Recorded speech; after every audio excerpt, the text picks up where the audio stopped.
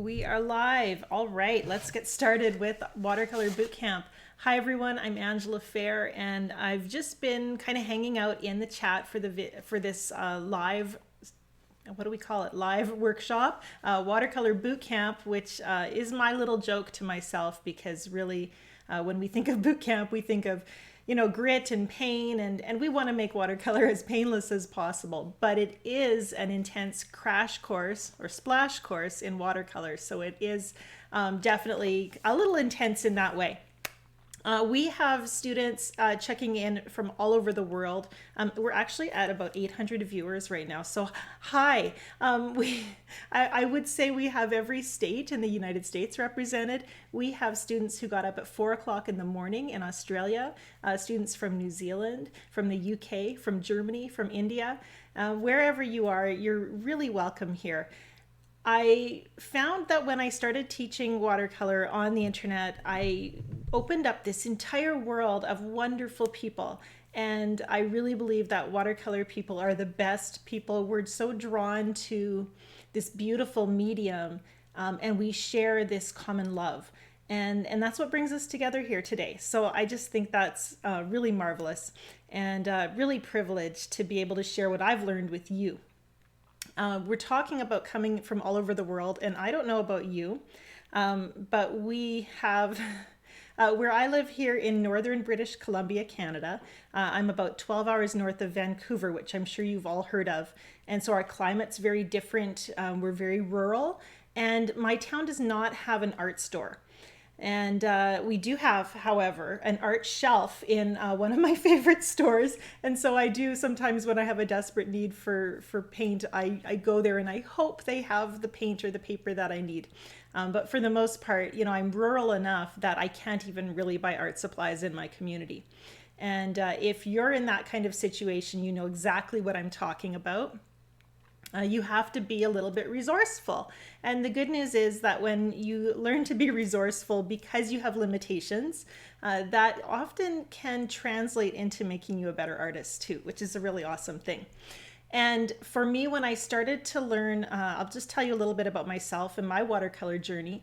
Living where I do, there's not I know that there's communities in the States and all over the world where art is, there's lots of artists coming, there's art events and art classes on a regular basis. And out here, not as much. So I moved to this area.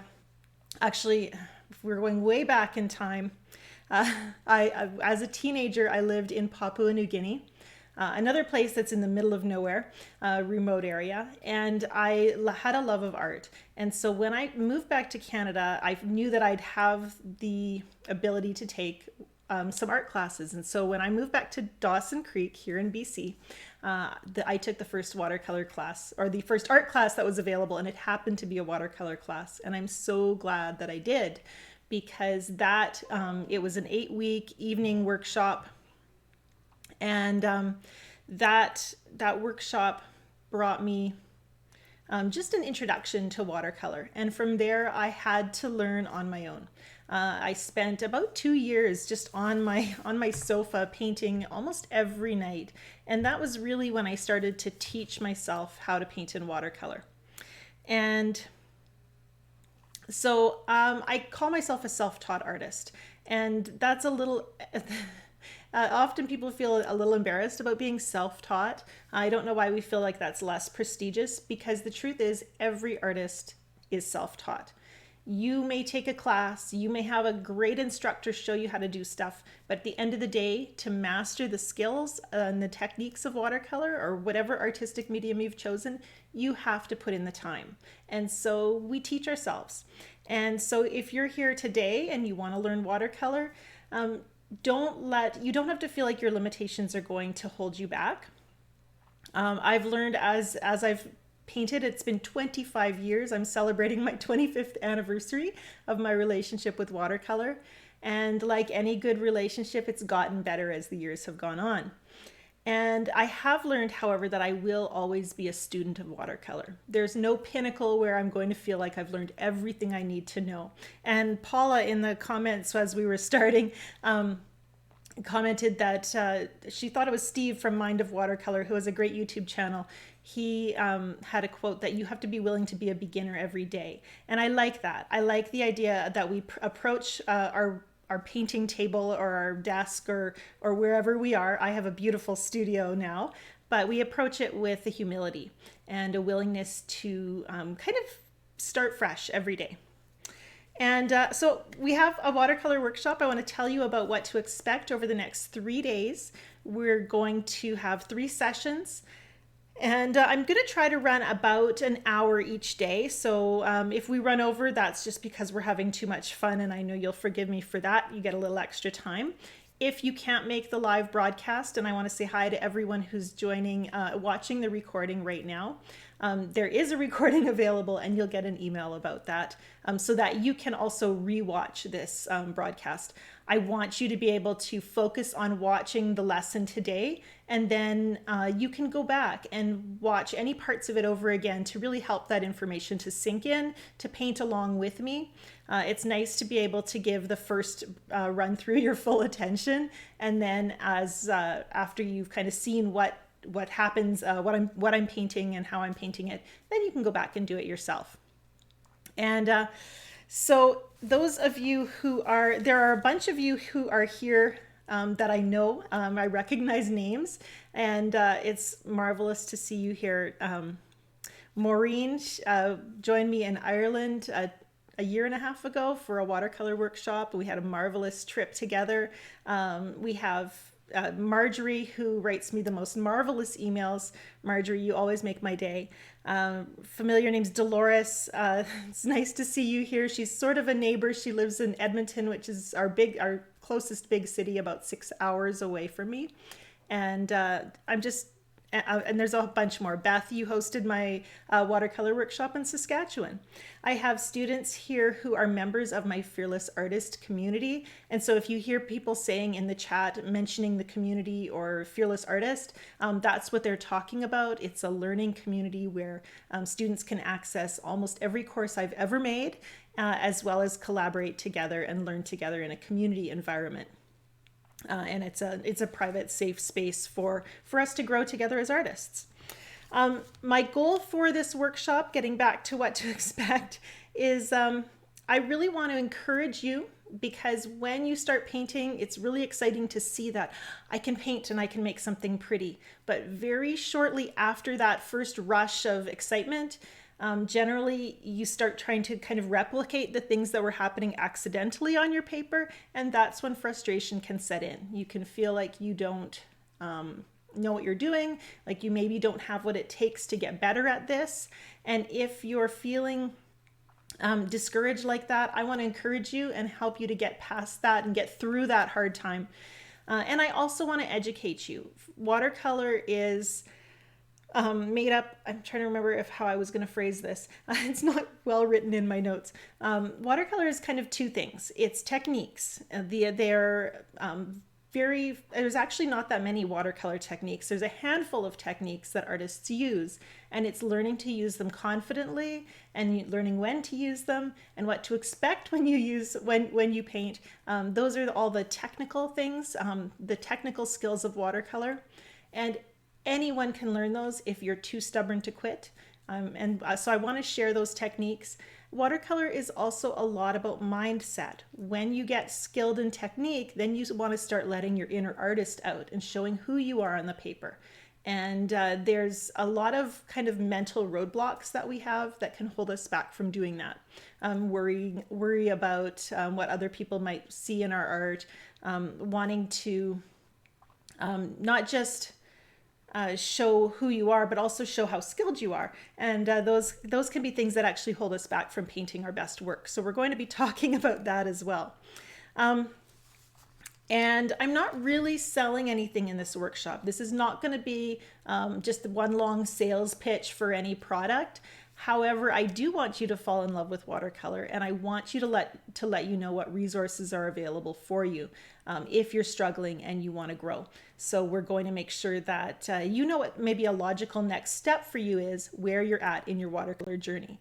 I know some of you are here who have barely started painting yet. Maybe you've been collecting supplies, but you're a little afraid to use them. If that's you, just say so in the chat. Say me too.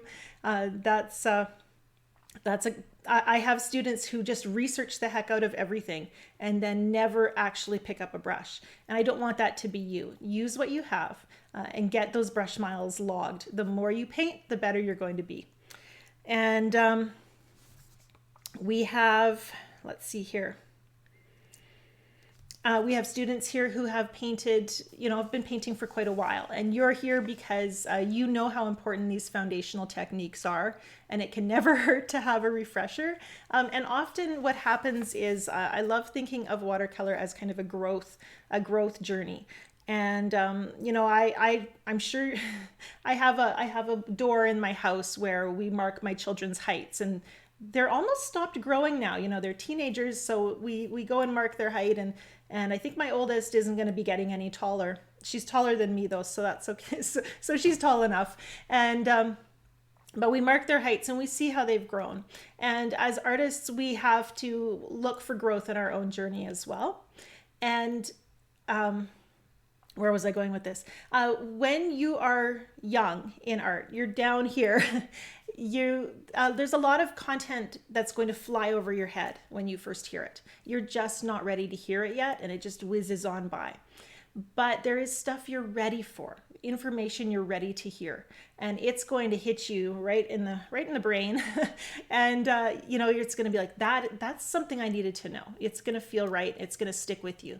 But then you also have to apply it. It has to come out your hands. So what I like to think is that, there's information that's going to whiz over your head. As you grow as an artist, it's going to hit you right here. And then it kind of trickles down, it soaks in. And then at some point, as you keep painting, it gets to come out your fingers. And so that's something that happens as we use watercolor. So we really want to avoid procrastinating and actually just spend that time painting. Lots of comments here. Jan says, I am familiar with acrylics. Watercolor will be a challenge. Yes, if you have been painting in other media, it can be a different way of thinking to work with watercolor. So you'll have information on color theory and composition and stuff like that will help you. But working with watercolor is like a whole new way of working with paint, actually, because we're not working with paint as much as we're working with water, and we're going to talk about that. I have a couple more things. We're still in the introduction section, so I need to hustle on. Robin is here. She's my assistant, and you'll see her name pop up in the chat. Robin will be watching for your questions. If you have a big question, do mention it in the chat in all capital letters. Just put the word question first and then your question, and she'll be collecting those so I can answer as many as possible at the end of the broadcast. We have, and Marie has a question. Yeah, that's a great question, Marie. And Robin, make sure you put that in. She's asking about a chart noting which paints are warm or cool. That's a little bit more of an intermediate kind of question, but it's a great one, and I'd love to cover it. Hopefully we'll have time today. We're going to quickly, I have slides and I haven't used them at all. We're just going to, that's all right. We're just going to ignore them. It's easier to talk when I'm not fiddling around with camera angles. I want to tell you a little bit about the nature of watercolor, because I've been a watercolor artist for 25 years and I absolutely love this medium. And often we hear negative things about watercolor, and it makes me really sad when I hear that, because some of the things that we know about watercolor are told us in a negative way. We hear people say that you can't fix mistakes in watercolor. We hear people say that watercolor is the hardest medium. And then we hear a lot of you can'ts and you never should do this in watercolor. And suddenly all the joy is sucked out and watercolor becomes all about rules and difficulty. And that's what we're fixated on. Now, if you're focused on, the negative, that makes it really hard to feel confident. It makes it really hard to attack watercolor or approach watercolor with joy and with confidence that you'll be able to master it. Rather than saying you can't fix mistakes in watercolor, I like to think of it this way. Watercolor is an honest medium. It's transparent, so nothing can be hidden. What you feel will show and gets to show in your brushstrokes. What is underlying your final layer of paint, everything under it is visible as well. And that means we get to add beautiful depths to our watercolor. And so we have this advantage in watercolor, not just a disadvantage of not being able to fix mistakes. And there's mistakes actually bring a wonderful aspect of beauty and unpredictability to watercolor. They teach us how to improvise and compensate and to work with the medium instead of trying to make it work. And it's actually, I love that beauty of watercolor. I often say that I can see in your brushstrokes how you were feeling as you made that painting. It is that honest. We also hear things about watercolor being the hardest medium, and this is referring to control. We can't control watercolor, not 100%. Watercolor, I like to think of as a living medium. When I paint with watercolor, I'm collaborating with the paint and the water, and it adds this unexpected joy and mystery. I don't want a relationship. I was thinking, I celebrated my anniversary with my husband recently. We're 22 years married, and over that amount of time, I've learned that if I were 100% in control, it wouldn't be a very fun relationship. What brings the joy is the give and take, that added dimension of having that second person in your life. And, I don't want a robot. I want an amazing human beside me. And with watercolor, we have an amazing medium beside us. And so I like to recognize that and celebrate our relationship rather than trying to force watercolor to do everything I expect it to. You may have heard that you need to have a gift, and you may have been told if you've painted something beautiful, that you are gifted. Oh, I wish I had your gift. I just don't have the gift of creativity or the gift of making art. I don't believe. I think we do a lot of disservice to the artists who have worked really hard to learn their skill when we talk about this gift as though it's some kind of magical thing that just appeared. The hours that go into learning a medium should be honored and recognized. And the skills required to learn how to understand watercolor and to work with it are things that can be developed over time. If you have a deep inner yearning to paint in watercolor, that is all the permission you need in order to paint. When we have that freedom in growing our skill, when we've grown our skill and we know what to expect with watercolor a little bit, we get to have a greater creativity. But we have to learn to walk before we can run.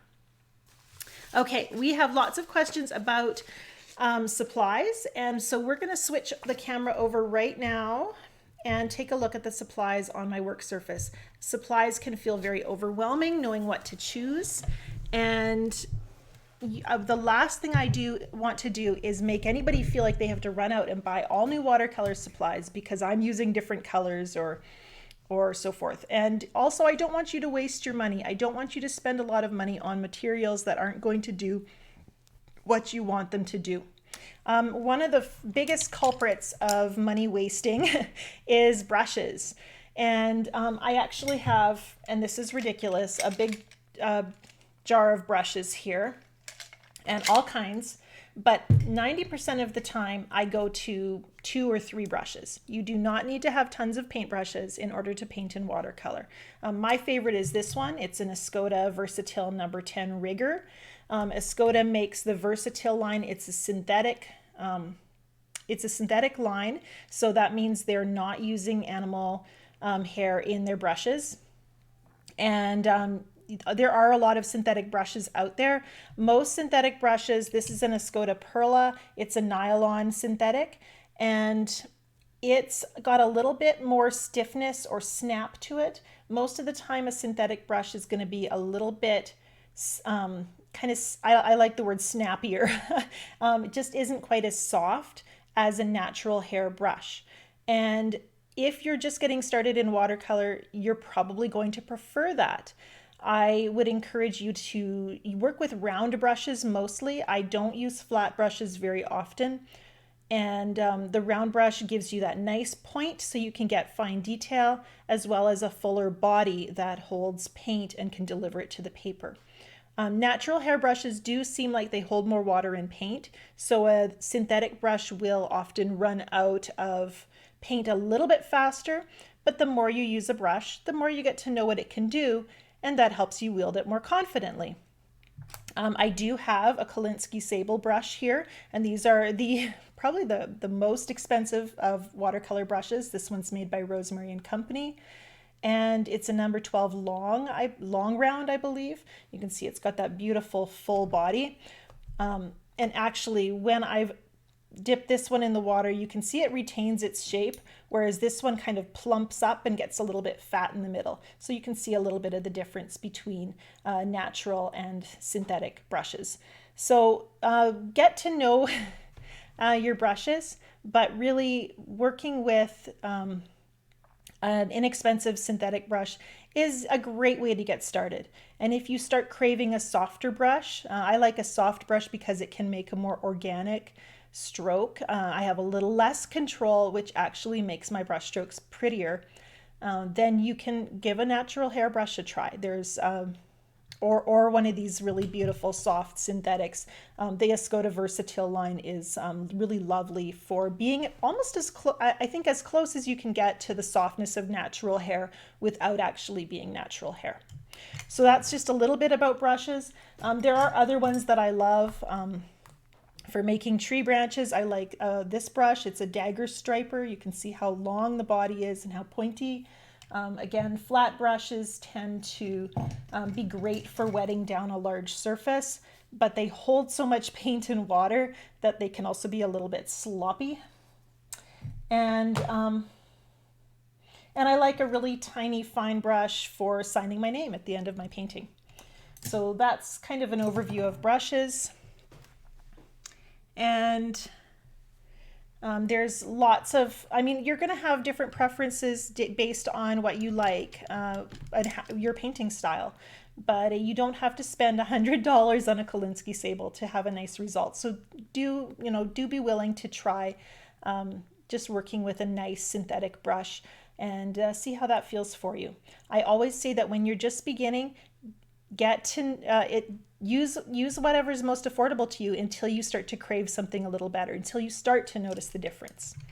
Okay, let's talk about, I'm looking at all my supplies trying to decide which goes the fastest. We're going to talk about paint next, I guess. First of all, this is my palette that I had in my very first watercolor workshop. I've used it for 20 plus years. I just actually retired it about a year and a half ago in favor of, and I'll try to bring it over here. I wasn't planning to. This is my Robax palette. This is the palette I use now in my studio. It has a turntable, so it spins, and you can see it holds 64 colors of paint. And so that's the one I've been using for the last year and a half. It's a splurge, but I really like it. And but for many years I just worked with this. It doesn't have a lid, so when I travel, I'll put it in a Ziploc bag and travel with it that way. And actually there's Glad Press and Seal wrap is really nice for sealing off each individual compartment when I travel. So I worked with these for a lot of years, and I just put in the paint colors that I wanted to work with. Now I have recommended for this class, if you're just getting started in watercolor, working with just a little half pan set. This one's made by Daniel Smith. And they just put 6 colors in here, and then they give you space to add your own colors, which I think is a great idea. So they give you 6 basics, and then I've already added in a blue because this particular set only had 1 blue. So I felt like I needed another blue. And I added a violet, which I've turned out I haven't really used. So really the blue has been enough of an addition to give me a nice well-rounded palette that I can then build out onto. These are called, these little containers are called pans. And this is the half pan size. So, and it holds like half a teaspoon of paint. It's not very much. And so that generally, dollar for dollar, tubes of paint are actually more affordable. This is a 15 milliliter tube. So generally when you're pricing everything out, you're going to find that the tubes of moist paint are more affordable milliliter for milliliter than the pans, if that's a consideration for you. However, pans are a good way to to have a portable painting set. This one's made by Core, and I like the diversity of the 12 colors in this set. And then as those colors are emptied out, you can refill it with colors that you like. I also just bought this set from Prima, and I actually have heard that the Prima confections don't give you the strong saturation. So I wanted to talk about that for a minute. What gives us watercolor paint is every pigment in between. The pigments between oil, acrylic, and watercolor paint are all the same pigments. It is the binder, the medium they're used to deliver them to the paper, that is different. So watercolor paint has a water-soluble binder. Generally, it's made up of gum arabic, oxgall. Sometimes they use honey, and each company has their own formulation. And with Daniel Smith paints, which are the ones I primarily use, they're made so that you can squeeze them into your palette, just like so, and then let them dry to a firmer consistency, and then use them to paint. The paint that they use put into their half pan palette is the same paint that's in the tube. What makes paint most expensive or artist quality is the quality of the pigment. When you have a cheaper line or a student grade of paint, they've generally used a little less pigment and a little more binder, or a cheaper substitution for some of the more expensive pigments. If you see a paint that's called a hue, so it's a cerulean blue hue, that generally means it's a substitution. Now, I have to tell you that I'm a paint user, not a paint researcher so much. So I don't spend a lot of time studying the information on the tubes. They include information on light fastness, and that's how long it's going to keep its rich, vibrant color on the paper. It includes information on what pigments are used to create the paint. So this one is Jadeite Genuine. And it says the pigment is genuine jadeite in a gum arabic solution. So that's what this paint consists of. The Phthalo Blue Turquoise has a pigment number. It says Phthalocyanine Blue PB16. Those numbers all mean something, and often they'll use the same pigment to make different colors of paint. There's some really fascinating if you're into this and you like to kind of nerd out on paint, John Cogley with Daniel Smith has a really great video talking about some of the different factors that make paint look the colors that it looks and what their paints are made of. And there's some really good websites online. Handprint comes to mind, Jane Blundell. These are artists who have dedicated time to studying paint from different brands and different pigment numbers and all of that. So great research there if that's something you're into. Personally, what I would suggest is start with a small amount of paints. Here I had, this palette comes with 6. It comes with 2 yellows, it comes with a red, 2 greens and a blue. And that is enough to get you started. If you have a lot of paint, like my 64 palette over here, you're going to feel quickly overwhelmed because you won't know what to choose. So working with a limited palette, a small amount of paints, and working with them kind of obsessively, learning how they react to each other and how they mix together. That will give you the confidence to be able to choose colors almost as second nature the more you use them. Then as you really get to know those colors, you can start to introduce a few new hues and gradually get to know those. And these paints will last for a long time. A tube like this, I buy everything in Canadian dollars, so of course I can't really compare what it costs in the US or Australia or wherever you happen to be. And Daniel Smith isn't the only brand. I know in the UK they're harder to get. There are some really good artist quality paints out there, and there's some really good student grades as well. So if you're purchasing paint, I would avoid buying children's paint, because you're going to be fighting to get rich color from those little hard cakes of paint. But if you're purchasing paint from an art store, go ahead and try different brands. If you're getting a rich saturation of color, that's the main thing to focus on in this learning process.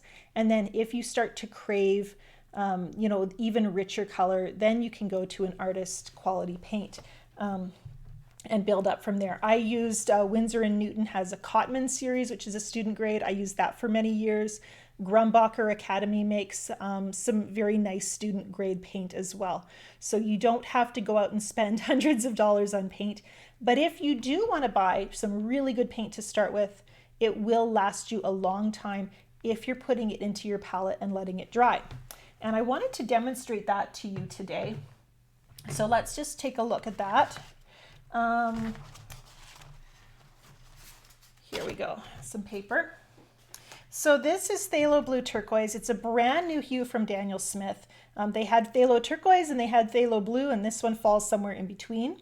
I have a fresh tube here, and I have the Phthalo Blue Turquoise squeezed into the pan. If you're working with fresh paint, and a lot of people, and there are people that insist on working only with fresh, straight from the tube, and they squeeze it out every time. But I feel like there's a few disadvantages to doing that. For one thing, you have to try to get the lid on properly every time. The other disadvantage is there's less control with fresh pigment. First of all, you have to estimate how much you're going to use. And if I didn't squeeze out enough, rather than open the tube again, I'm probably going to kind of be skimpy with how I use it and not use it to the abundance that I ordinarily use. When I'm starting painting, before I start a painting session, I always use a spray bottle and just moisten the paint. And that wakes up the paint on the surface and just starts to get it loosened up so that I can quickly get a rich saturation of color. So my brush can, of course, pull out some beautiful Phthalo Blue Turquoise. But it also, with this very, very fresh paint, it also picks up a lot of the Phthalo Blue Turquoise in the bristles of the brush. And so when I go to rinse my brush, any excess paint, if I grab too much with my brush, gets rinsed away in my water. With this, working with it in the pan like this, I can still get a nice rich saturation of color. Really nice. And yet I'm only just taking paint off the surface. There's no risk that I'm going to scoop up everything that I squeezed out. So I actually end up with just a more economical use of paint. There's much less likelihood that I'm going to rinse it away into my water container. So that's my main reason for choosing to work with fresh or pigment that's already been squeezed out. I just have a little bit more control. The other thing that can happen is that when I'm painting, if I'm working with another color, let's say, I've got some yellow on my brush and I want to make a green. And I'm a little bit lazy, and I often like, if I can mix my yellow over here in my palette and then grab the Phthalo Blue Turquoise and mix my green up here, and that gives me a nice green. And Phthalo Turquoise, it often seems like a really vibrant, like over-the-top color. Phthalo Blue, Phthalo Blue Turquoise, they all kind of do the same thing. Really bright, really staining, but they make beautiful bright greens. So that's one reason to have that color in your palette, is it's just a great mixing color. I had a little bit of yellow on my brush when I dipped into here, And the good news is that color, that yellow, just stays on the top. It doesn't contaminate the whole pan. And so that's good news for me. I can then paint a lovely green here. And it's a little bit more of a, it's a little bit richer for one thing, but it's also a little bit more interesting because there's kind of a little bit more blue in this stroke here, a little bit more yellow over here.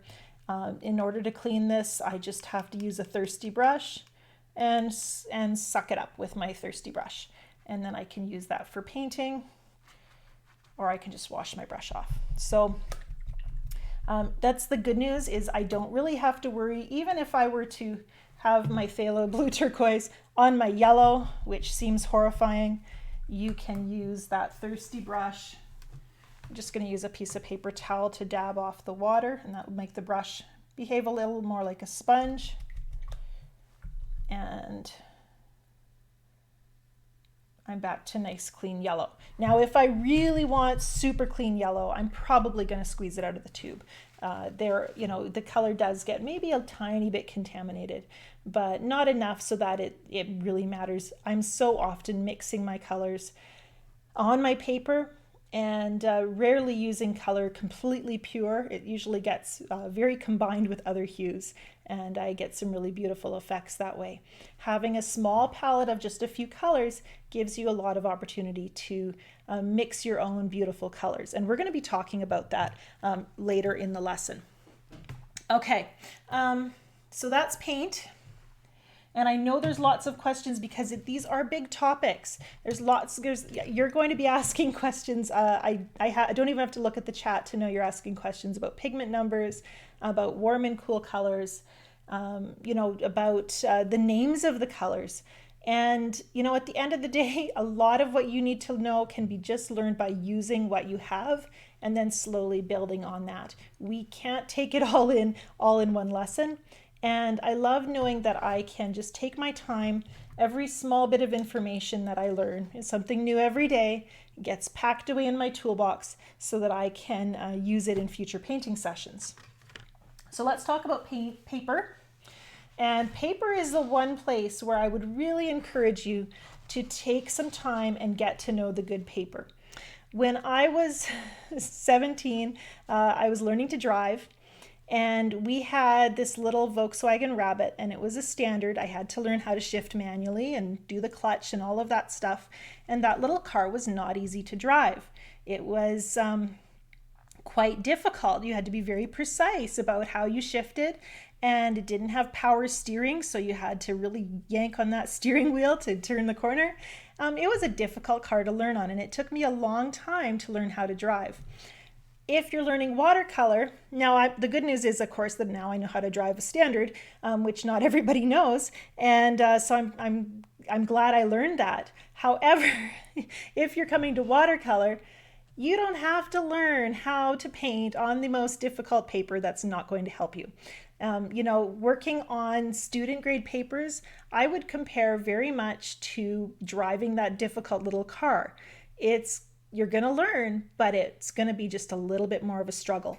And some of the things that the better paper can do, that cheaper paper just can't. So let's take a look at some of the different papers you might be seeing in your art supply store. First of all, you're going to have heard about Arches, and actually it's Arche. That's probably the most common name when it comes to watercolor paper, especially when we're talking about the better grades of paper. And I can't list all the great brands because there's a lot of them. So I'm going to help you know how to choose a brand when you go to the art supply store. What I find with this Arche paper, it's 100% cotton. You're going to find that it shows the paint colors just a little bit more rich and bright. They're going to show up just a little richer and brighter on the 100% cotton paper. You're going to see a little bit more flow. The way the colors interact and play together is a little more alive than it is on student grade paper. And I find that it stays wet longer and it stays wet more evenly so that you have more time to work with the pigment on the paper as it's there. A characteristic of the Arche paper and of 100% cotton paper, of the good stuff, is that it feels a little bit like peaches. You know, it's got a little bit of a fuzzy texture, or fuzzy isn't the right word. This has a bit of tooth, is how they say it. It's not slippery to the touch. And that would be, well, let's talk about what paper's made of. We have paper that is made of cellulose or wood pulp, and we have paper that's a mixture of cotton and cellulose, and then we have paper that's 100% cotton. And those are the main types of materials that make up our paper. We also have sizing, and that is what prepares the paper to receive the paint and gives it its ability to absorb the paint evenly. It's if we were painting without sizing, it's a lot like you're painting on a piece of paper towel. It just isn't going to have that smoothness and those edges that we like so much. So we want paper that has not just a good content of material. I like 100% cotton, and I'll show you why in a second. But I also want a paper that has good sizing. And sometimes you'll see brands that brag up being 100% cotton, but the sizing just isn't quite as nice. And so then the flow's not as good. So we do have to be a little bit wary that just because it says 100% cotton doesn't mean it's going to be equal to the Arches paper. We also have a few other brands that make a really nice 100% cotton paper. Winsor & Newton. They also have student grades, so you have to read the labels. Fabriano, Saunders, Waterford. I believe Bockingford makes a nice paper as well. And there's another one, my mind is blanking, maybe it'll come to me. I also like handmade papers, like Indigo. And I've just been trying out Shizen. They're very different, but they give this beautiful textural effect. I also have a few student grades here. So I have this Canson XL, and you've probably seen that in your art supply store. I just tested it out yesterday with these kind of doing all the same kind of wash of color. What you'll notice between these two is this one has these blotchy edges, and I felt like that was because it had a more uneven dry time. It wasn't quite absorbent, so the paint pooled and puddled on the paper. And so it was just much more easier to make these edges. And so if you're struggling with edges like this, your paper could be a culprit. And that's one reason I stress good paper so strongly, because you're painting and you're struggling and you're feeling like it's me, I just don't know what I'm doing. But if your paper is not helping you, it could be the problem, and you're just struggling for no reason at all. And I do find, though, if you've been using student grade paper for a while, it does lift more easily. So when you make a mistake, let's just see here, you can moisten that area of the paper and you can lift, and it goes back to white much more readily. Now, of course, this is phthalo blue, and phthalo blue is a staining color, so it doesn't lift quite as well. But the problem with a paper that lifts more readily is it is also harder to layer on that paper. So that's just something to be aware of. This is Fabriano Hot Press. And actually this was kind of fun to work with for me. It's very slippery because it's very smooth. Hot press paper is the smoothest watercolor paper you can buy. A cold press, which is what this Arches is just a little bit more textured. And then we have a rough, which of course would be the most textured. With a hot press paper, it's very slick. It has that smooth surface, so you get lots of flow. The water really moves, but it also bloomed really heavily. You can see lots of those edges where the water had pooled and the paint pushed back against that drying wash. This one also said it was 25% cotton, so it does have some cotton content. This is Strathmore. It was very similar to the Canson XL, but I really didn't like the weave, as you can see by my notes here, and it also bloomed quite easily. So a lot of the same issues that I was getting with the Canson XL. So these are the student grades of paper, and if you're working with those, you are compensating for some of those obstacles that paper creates, obstacles that you don't have to fight with nearly as much if you're working on 100% cotton artist grade paper. do feel the paper with your finger and just feel for that kind of toothy roughness, a little bit like peach fuzz. If it's got this slippery feel to it, it's got a lot more sizing, and that's where you're going to be struggling with those blooms and with that uneven flow. So that's something to watch for. Arches is more expensive, and I want to talk about cost for a minute. You know, I look at my old paintings, and I did use student grade for a while, and the lovely ladies in my very first art class series actually made me use their paper because they felt so bad for me that I couldn't afford better. The most affordable way to work with this good paper is to buy it by the full sheet. It comes in 22 by 30 inch sheets, and you can then tear those into smaller pieces. That's what I've done here. I just used a metal ruler to tear it into a smaller chunk, and you're going to get 8 to 12 paintings out of that big sheet. And if you're looking at $6 or $8 for a sheet of paper, and you're getting 12 paintings out of it, that really does kind of break down the cost and make it seem just a little bit more affordable than it might seem when you're standing in the store thinking, how can I pay $6 for a sheet of paper? I haven't talked about thickness of paper. That's another thing to watch for. Mostly these are all 140 pound. That is kind of a medium weight, medium thickness of paper. The higher the number, the thicker the paper. And I try not to buy anything under 140 pound or 300 GSM. That's the metric equivalent. So lots of information there on paper. I do have information in my on my website about all of this. I have a supply list, and Robin can share that in the comments. And that does give you kind of an overview of supplies as well. It's a big topic, and it's really overwhelming, and I don't want you to feel like you've wasted your money if you've bought materials you're not sure you can use. That just means you have a guilt-free opportunity to use that product up. So let's do a little bit of painting. We are already running out of time. One thing I should mention that I haven't mentioned is that in this palette, you may notice that there is no black and no white paint. And that's actually one reason I don't like buying those cheaper student sets of watercolor, because they always include black and white. And you're actually better off learning watercolor with avoiding those colors. We don't need white because watercolor is transparent. So the paper is our white.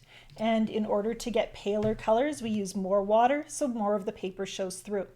And black tends to be a dead color. It absorbs light. And so if you're using black paint, it often seems like you're creating black holes on your paper. It just has a duller, dead look. What we try to do as watercolorists is mix our own blacks. And you can mix a really nice black by combining red and green. So, and I'll show you that later on. Okay, let's do a little bit of painting, but before we do that, I just have one little pep talk for you. One little thing I didn't mention, and I want to just cover before we actually get our brushes wet. I know there's been a lot of introductory stuff, but it's important. It's that mindset stuff. If we can't get past it, or if we're overwhelmed by supplies, you're going to struggle. Now, I love the old saying, learn the rules like a pro so you can break them like an artist. Because you'll often hear instructors, and I've been guilty of it, say things like never use black, or always work from light to dark, or tell you that the best way to work is with a limited palette of transparent colors. And some of that stuff can feel really overwhelming or really limiting. I believe that it's good to know the rules. And so as I paint, I want to tell you about some of those guidelines because they can help you to learn more efficiently and make painting easier. But when rules stifle your creativity, that's when they need to be disregarded. No instructor wants their students to leave a class feeling discouraged or disparaged, but I often hear from students who have felt diminished by something an instructor has said to them in a class. Most of the time, I believe these hurtful remarks are unintentional. And so I want to ask you, my students, that if I ever say anything in a workshop that makes you feel diminished, I want to know so that I can avoid doing that in future. We want you to be encouraged in this journey. And there are easier ways to do things, but there aren't really any wrong ways to do this. Use what you have. Use the paper you have. Use it up. Fill it up, because paper's purpose is to be filled. And enjoy the process. We often learn what to do right by doing things wrong first. So don't feel discouraged if you feel like you've done everything wrong up until this point. Every brush mile, every time you move your brush, you're growing your painting skills. Okay, let's do some painting.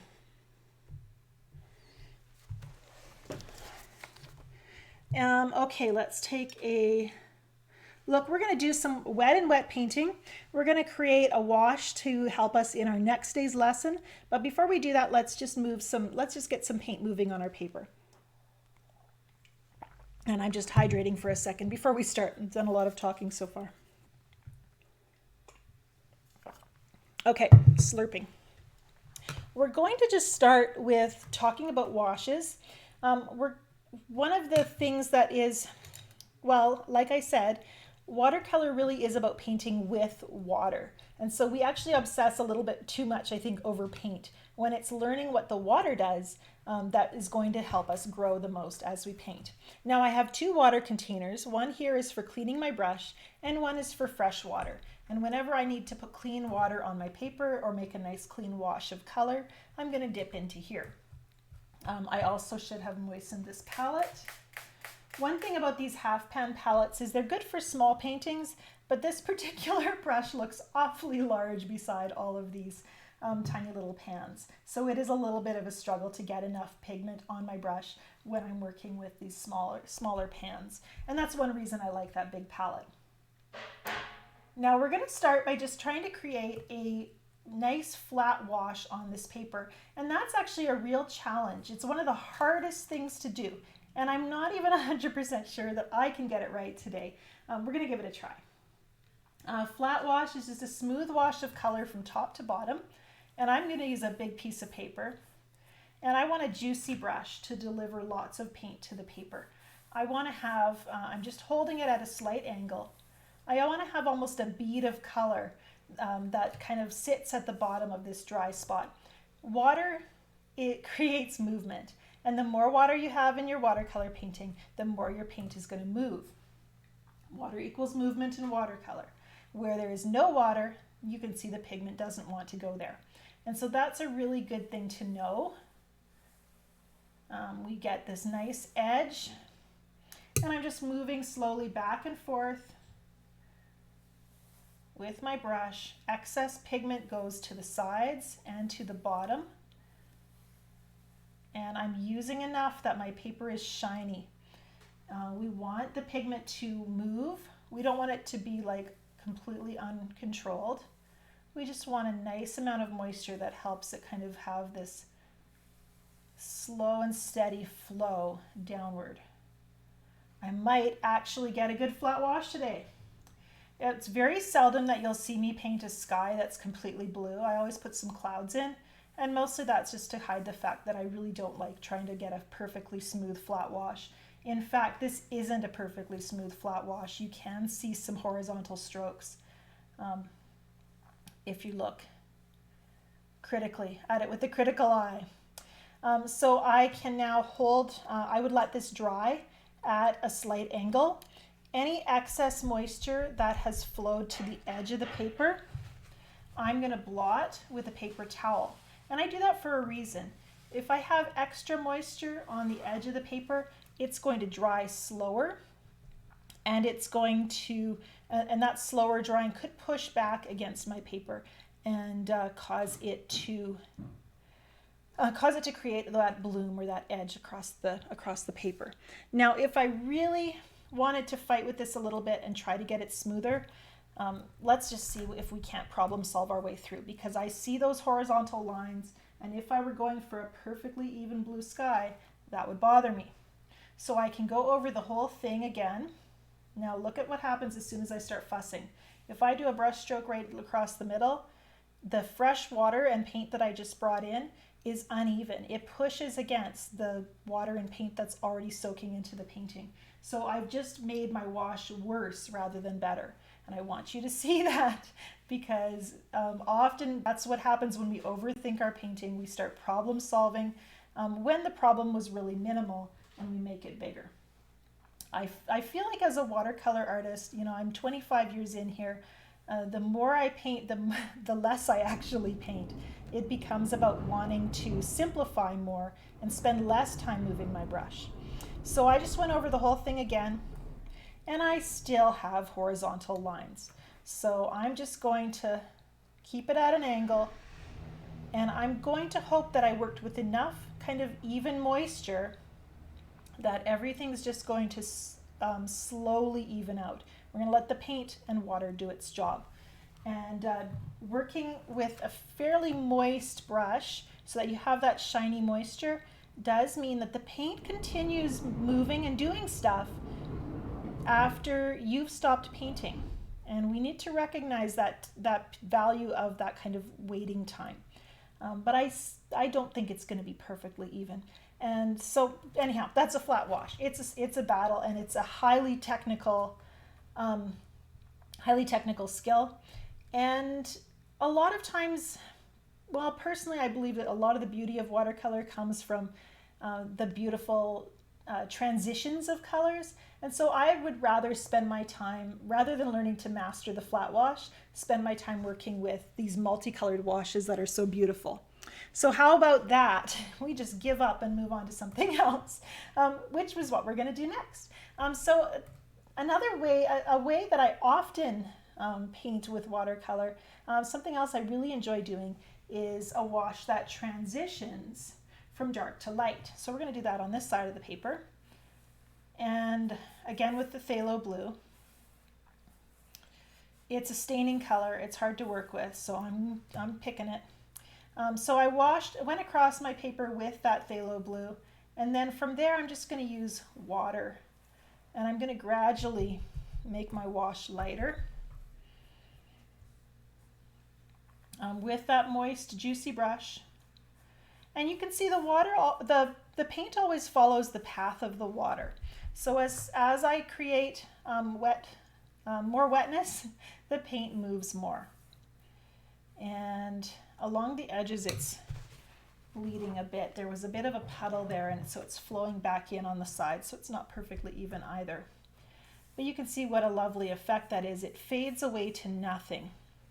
So we have a very soft edge as it fades away. And that's really pretty. It's something I enjoy doing. Just creating that beautiful soft transition. It works really beautifully for backgrounds. Skies are often darker at the top than they are at the bottom, so this is a good way to create that effect as well. And it can be really variable. It doesn't have to be straight across like this. I could even add some water here. And there it's creating that edge again. And that's why I would encourage you to learn how to let your brush strokes stand. I'm creating clouds right now. That's what's happening here. But if I were to try to, you know, if my goal was to make this graded wash smoother, I'd be struggling right now. I would be far better off starting over on a fresh piece of paper and just drilling myself on those graded washes, getting that very smooth transition. Coming back in, suddenly I have a whole new set of problems. I think that's going to make some really pretty clouds. In fact, I could end up with a landscape just by putting a nice little wash of green here. It gives us the most basic landscape you can create. And I always think that's kind of fun. A little bit of green apatite. Okay, so playing with getting the paint moving, watching it transition from dark to light, putting in those blooms and seeing the edges they create. This is all knowledge that's going to help you grow your skills as an artist and understand what happens when your brush touches the paper. We also have, on this paper I used a wet brush to put in fresh water, and that fresh water pushed against the edges of the paper, and that created these blooms. But you can also use a thirsty brush to lift color, and that thirsty brush can behave like a sponge, and you can pick color right up with that sponge. And that's a really good way of lightening an area that maybe got too dark.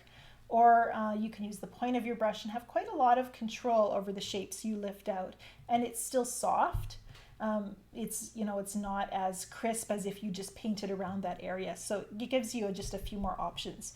And you'll often hear me talk about working with a thirsty brush, one that works like a sponge, a juicy brush, one that is eager to deliver paint and water to the paper, or a neutral brush. And that's when we want to work with a brush that has an equivalent moisture level to the paint and water that's already on the paper. And that's a harder technique, but it gives us the ability to add paint without creating blooms when our brush has, you know, about the same amount of paint and water on it as the paper. Okay, we're going to do a little bit of prep for tomorrow's lesson. We're going to be painting a landscape tomorrow. And so we're going to paint our background first. And I'm just going to show you that here. Where are my things? Okay. I have a couple of things to show you. First, I'll start by showing you my reference photo, if I can find it. Right here. Nope, that's not it. This one. This is a lovely little lake and mountain in Ireland, and I like this subject. It's kind of a pretty one to paint. And I painted it yesterday using a fairly standard technique that most of you will recognize. I like to think of it as the jigsaw puzzle technique. And this is when we would take a scene and paint each piece kind of separately. So the sky and those foggy mountains are kind of one shape, and we painted that all together. And then while that was drying, I moved down and I painted my lake. And then once that was dry, then I could go back and paint my mountain. I could come back and paint my grass and flowers down below. And when you paint like a jigsaw puzzle, then you need to fit all the pieces together. And that can be difficult. Over here where my flowers are, you can see that in some places I overlapped with the lake, and there's a little green edge. And over here, I wasn't very careful.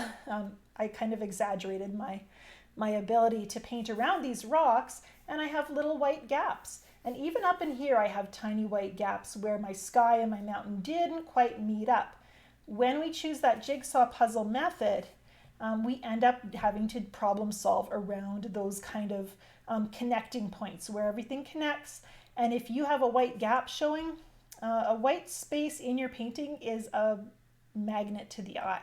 Our eyes go right to those white places. Those kind of awkward little edges as well show a lack of kind of preparation, and we have to problem solve around them. Now, this isn't finished. I could darken up some of these areas so that you wouldn't see those lines. I could probably, you know, adjust some colors over here and make that work better, but it's a lot of problem solving. So something I like to do is I like to think of the painting as a whole before I start painting the individual pieces.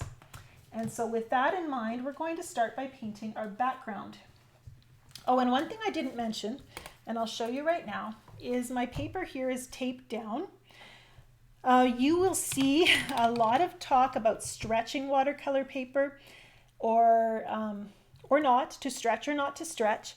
And you're probably wondering what they mean by stretching it, because it's not stretchy. So I'll just tell you what I do and what stretching generally is. Most of the time when people talk about stretching paper, they're talking about wetting the entire page, and then they staple or tape it with butcher's tape to a board and allow it to dry. As that wet paper dries, it pulls against the tape or the staples and gets really flat and smooth, tight as a drum. It's a lot of work, but it gives you that beautiful flat paper. I don't like to do all that work. It takes a lot of preparation then to have paper ready for painting. And so most of the time I just tape my paper down, or I clip it using bulldog clips. I want it clipped to a firm surface, and I'm using this corrugated plastic. I think some people call it gator board. It's just a sign making material, and you can buy that at sign shops or print shops, or find somebody who's recycling old election or realty signs. That works too. So I use that to give me a nice firm surface for my paper. I wouldn't want to tape it to my table, because I do like to be able to move it around and tilt it. And so that gives me the ability to have a fairly flat surface. Now, as our washes have dried, you can see that they've rippled a little bit. And this one's kind of swelled. As the paper absorbs moisture, it's going to do that. And so we end up with a few ripples in our paper. Let me see if I can find a finished painting to show you.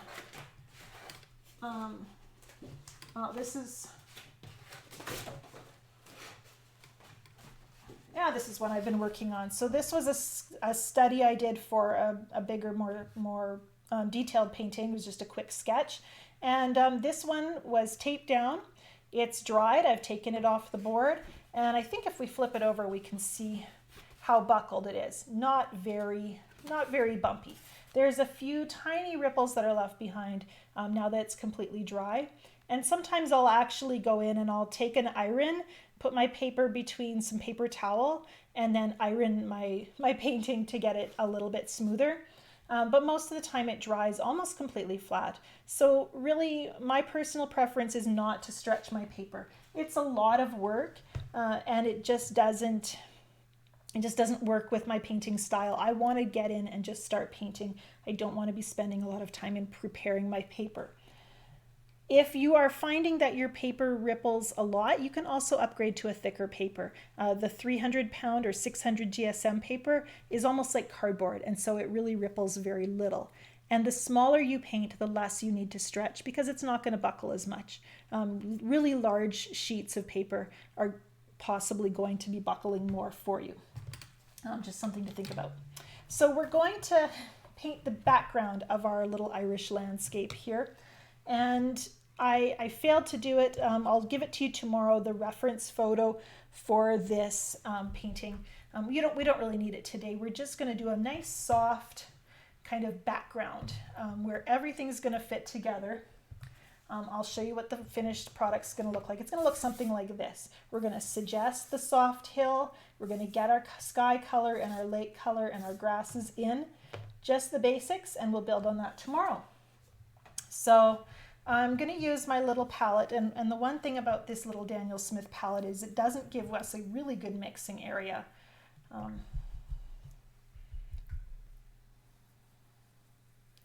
And I don't do a lot of mixing right in my palette. I would almost rather mix my paint on my paper.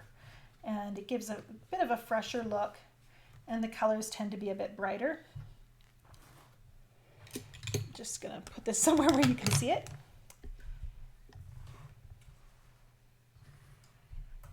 So I'm going to use the blue that I have here. I have the phthalo blue, which came with the palette, and I also have this blue, which is called verditer blue, but a cobalt blue or an ultramarine will work as well. And because I want this blue to be a little bit cloudy, I want my sky to feel like a cloudy day, I'm going to mix a little bit of my red in there.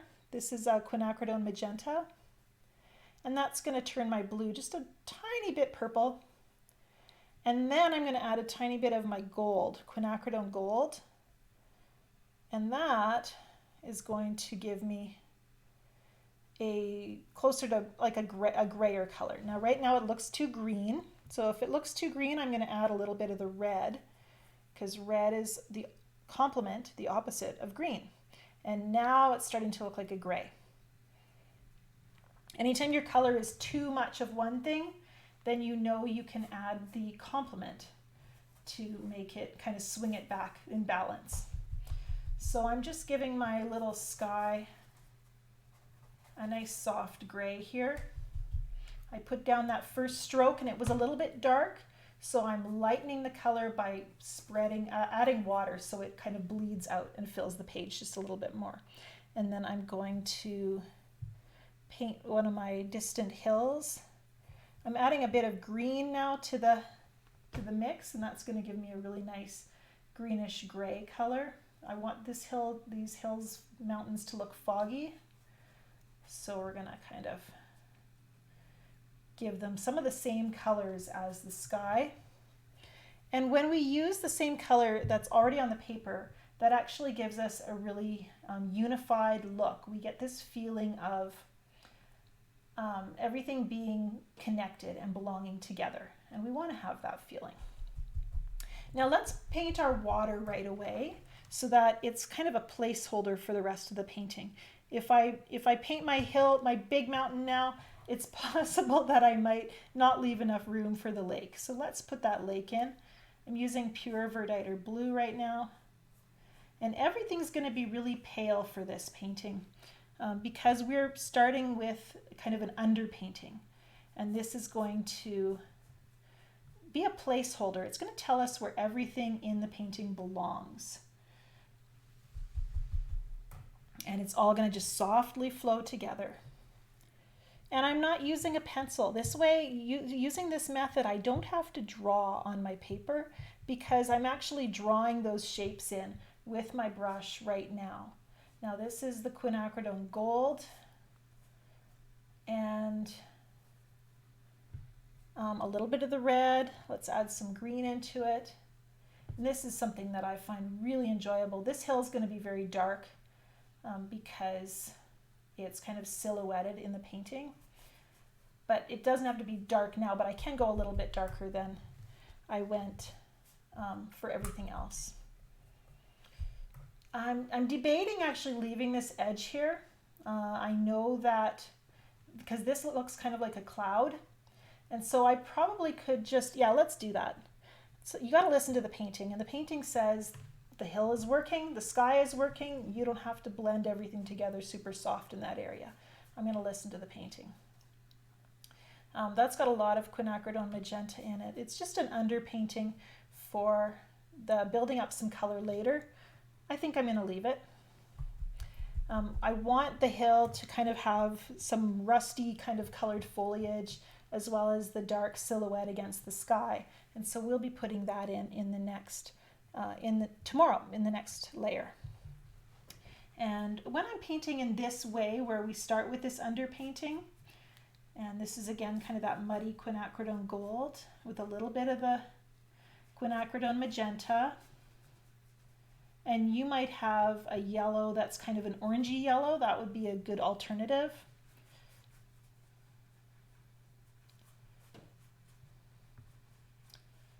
And there's some green grasses down there too, but I'm just going to keep my yellow kind of really light and buttery down here, and that's going to be a good underpainting that I can then layer green over top of if I want to in that final layer.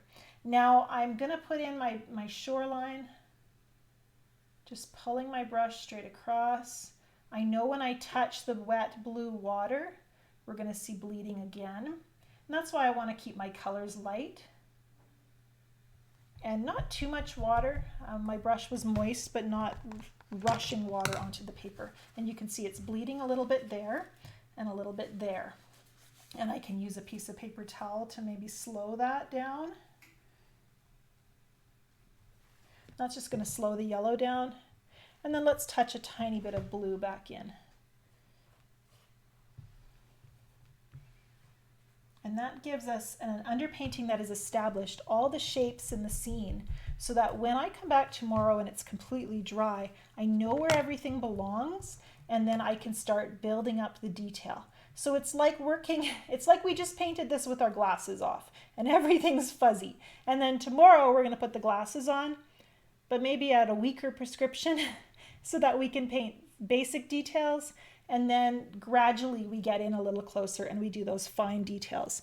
We put maybe not the magnifying glass on, but we look at it with more intensity. Tomorrow we're going to be talking about some common problems and struggles that we deal with in watercolor and how to face them and problem solve around them.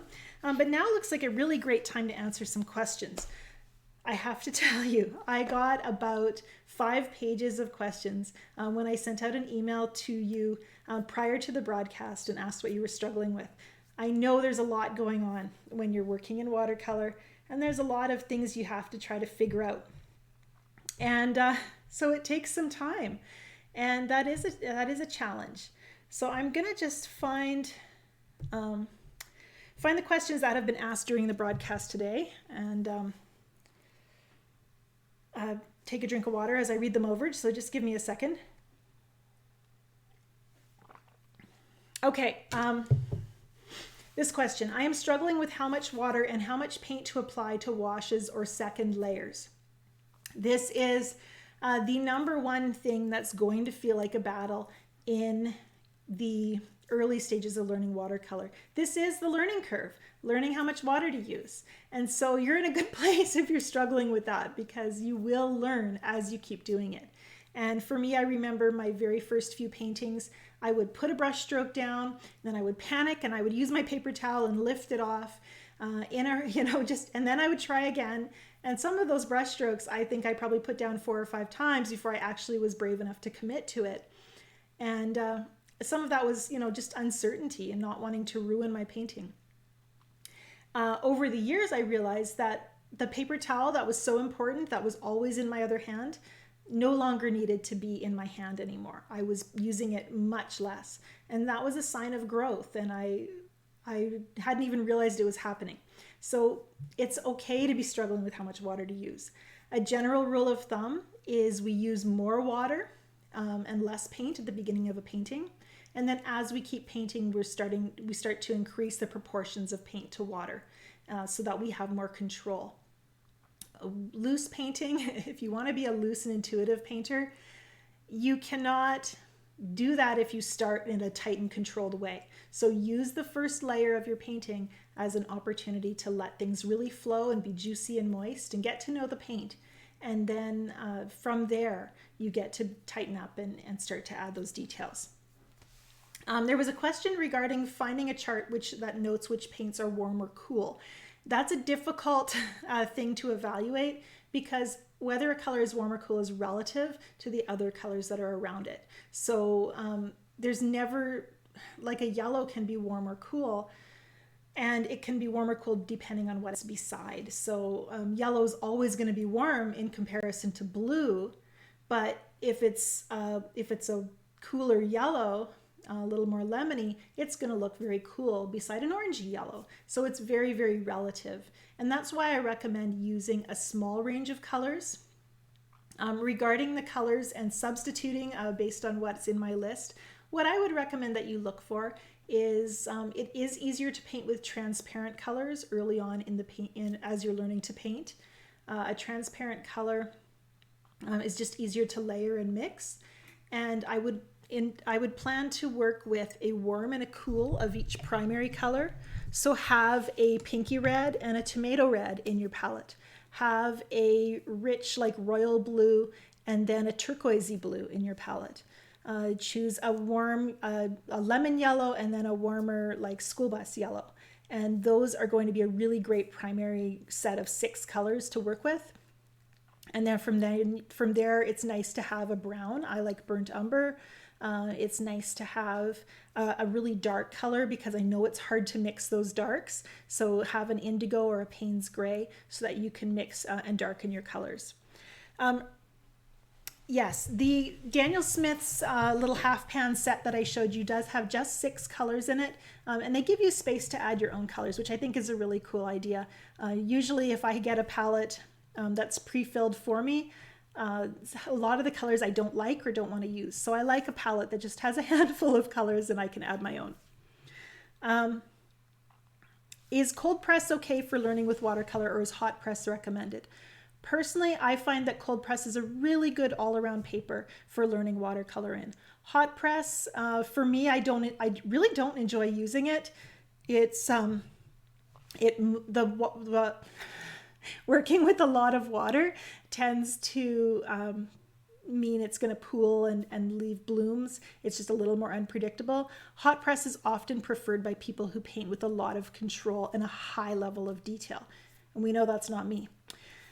Copying. Is copying okay? I've made satisfying paintings copying you and other painters. Yes. Actually, a lot of my online courses are step by step. This is how you paint this, and I'm going to share with you my decisions that I make along the way and why I paint it the way I do. And I teach that way because I know that when you're learning the technical skills for watercolor, it's really a lot going on in your brain, and you don't have the bandwidth to also be thinking about your self-expression and composition and all of those kind of visual aspects. And so we focus on learning the techniques by copying other artists and understanding their decisions. And then when you start to crave that, painting your own thing and a little less of your brain is taken up with technique because it's become natural for you, then you're ready to start thinking about personal style. I do have a beginner interactive workshop happening for 4 weeks in February, and I'm going to be telling you about that. Watch for an email just letting you know what that course is all about. We have so much information that we've gone over here, and I know you're only going to remember a small piece of it, and you're going to want more and to go a little more in depth. And so that's what my Learn Watercolor the Heart-Led Way course is all about. Let's see here. I'm going to just zip along and see what I can answer in the short amount of time we have left. We're already over. Can you say that the quality of your supplies will affect the overall satisfying success of watercolor painting? To some extent, they will. Now, my very favorite, I shouldn't say my very favorite, the very first painting that I did that felt like a real painting to me, like a real artist had painted it, was painted on student grade paper with student grade paint. And the colors are still beautiful. It's 25 years later, and it still is a beautiful painting. So you can make great stuff with student grade products. However, you do get a little more freedom and a little wider range when you're working with good paint and good paper. And the longevity of the colors is better when you're working with artist quality paint. When it comes to light fastness, well, that's a whole big debate, and I can't go into it today. There's a lot of questions in the list here regarding brands, and some of them I just don't know very well. Bee paper, I've used it a little bit, but I don't have enough information to be able to advise you for or against. Same with Sakura Koi, Dr. Martin liquid paints. Those are things I haven't used and can't really speak to. I'm not... Again, I live in the middle of nowhere. We don't have access to a ton of diversity in materials. And so what I use what I have, and I get to know it, and then I can speak to those things. And really, I would encourage you, use what you have and really enjoy it. Our priority here is playful painting for the love of watercolor. Those are the surest ways to grow, and have this no guilt watercolor journey. Let's see here. So many questions and so little time. The photo reference for tomorrow's lesson, I will send out an email with a link to that photo reference, and I will include it in the description below the video for tomorrow's lesson as well. I'm going to... one other question I can answer here. Instead of taping paper down, I wet it to a smooth surface. So you're wetting your paper and then putting it onto maybe the Coroplast board or a piece of glass, and then it kind of suctions on. It's a pretty cool technique. But does that mean I'm using too much water if the back of the paper is wet to start with?